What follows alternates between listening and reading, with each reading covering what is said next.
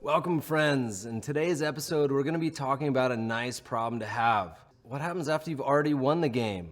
What happens if you're rich already? If you got $1 million in the US or anywhere in the world, you're already in the 1%. So how do you keep that wealth?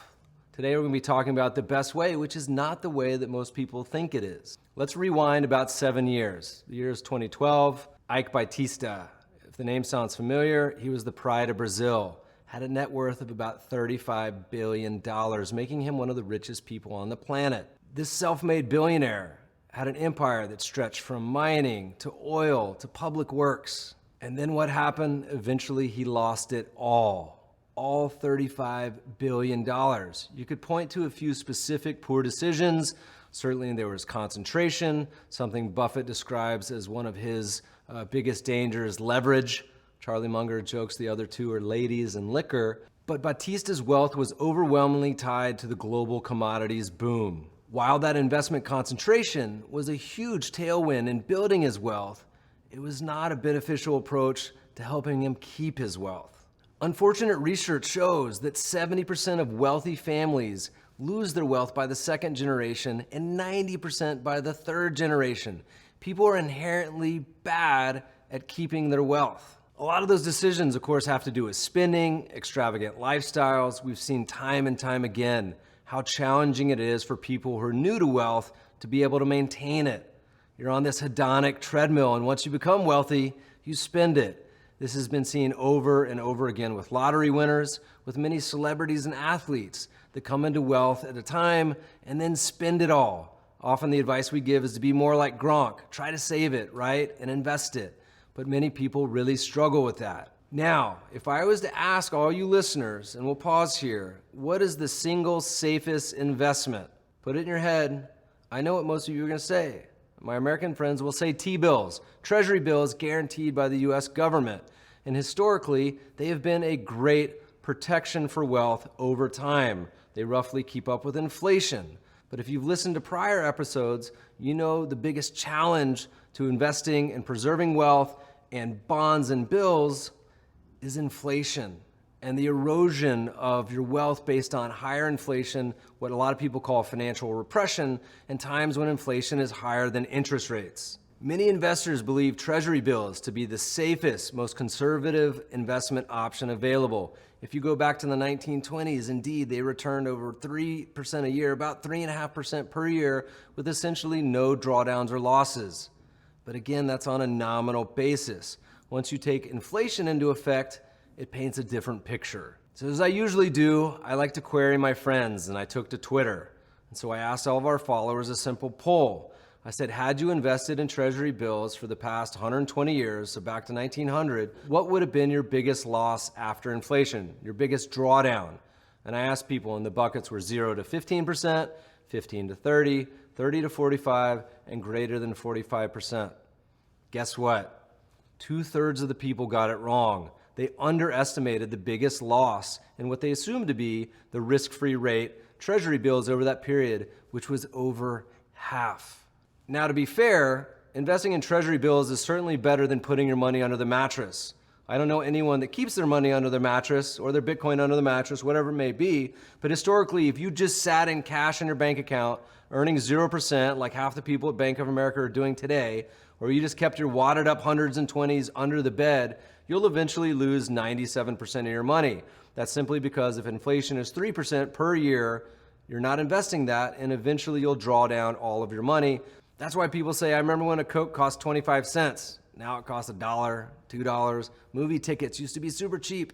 Now it's like, what, 15 bucks to go to the movies. That's simply inflation over time. It's not a terrible thing, but it goes to show it is very foolish to keep your money under the mattress. So what do most people do? They invest in T-bills. Again, that gives you a roughly break even with inflation of about 0.5% real per year. We can round up and call it 1%, but whatever. You eventually lose half of your money, and the worst 12-month return was about 17%.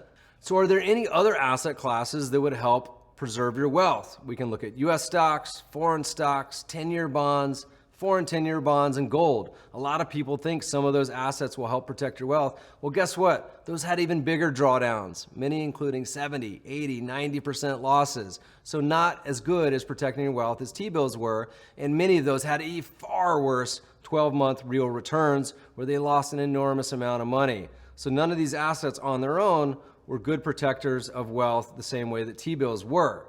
But can we improve upon that?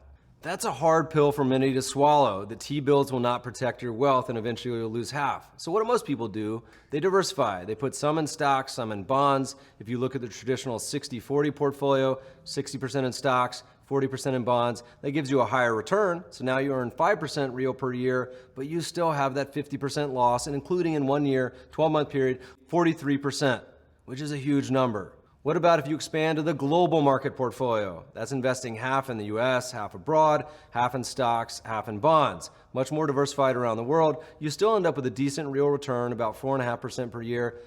Drawdown doesn't really help. You still lose 40% of your money after inflation in a worst year of 36%. So here's how to think about it. The best way to do this, to preserve your wealth after you've already won the game, is you actually have to invest it, but not all of it. So if you combine investing in a global portfolio, talking again, the global market portfolio is stocks, bonds, real estate, commodities, which is about half the US, half in abroad, and then put some in cash. So let's call it about a third. We'll compare the three buckets. So you put the cash on your mattress, 0%. Eventually you'll lose all your money. Then you can invest in T-bills. You'll keep up with inflation, you earn about 0.5%, but at some point you lose half. But what if you invest 2/3 of your money in a diversified asset allocation portfolio and put a third in cash? Well, you actually end up with one of the best return risk scenarios possible. Now, this is uncomfortable for many people because they feel like investing it. They look at the price volatility and think that it's going to be worse, but really it's the eroding effects of inflation. So you end up with over a 3% real return. You still end up losing 37% at some point, but that's less aggressive than just investing in cash, and the worst 12-month return, you can't really improve upon it, about 19%. Another way to think of this is that you're increasing the yield on your savings account. If you rewind your head and say, I'm not going to frame this as investing account, but rather as a savings account, and you can increase your yield by 2 percentage points, lower drawdown, real drawdown, and lower 12-month worst return, then you actually have a better portfolio. It's a bit of a contrarian belief to think that you need to invest part of your safe money savings account in order to limit losses. And I don't know almost anyone in the world that believes this. Perhaps Dan Egan at Betterment, one of the only other people I know that believes this, but investing your safe money actually ends up being a safer concept than putting your money in T-bills or cash. So if you've won the game, again, congratulations. You've made a bunch of money, and the best way to protect it. First of all, I can't do anything about that high-spending child, your derelict spouse. That's another problem. But if you're looking to the safest way to preserve it, you actually have to invest some of it. There's lots of other ideas here we don't talk about. We'll talk about in future episodes. Active and tactical strategies like trend following, hedging, tail risk. But if you're looking at just long-only sort of assets, this is a great idea for your portfolio. Instead of just being in cash, investing some of it as well. So this concept of this stay rich portfolio or increasing 2% yield on your savings account is useful for a lot of people that have already made it. But I guarantee you a lot of my listeners are saying, hey, Meb, that's great. You're talking to the millionaires here. What about if I want to get rich? Future episode, we'll talk about the get rich portfolio, ways that you can increase your wealth quickly over long time periods to get to that point where you've won the game. Thanks for watching, friends, and good investing.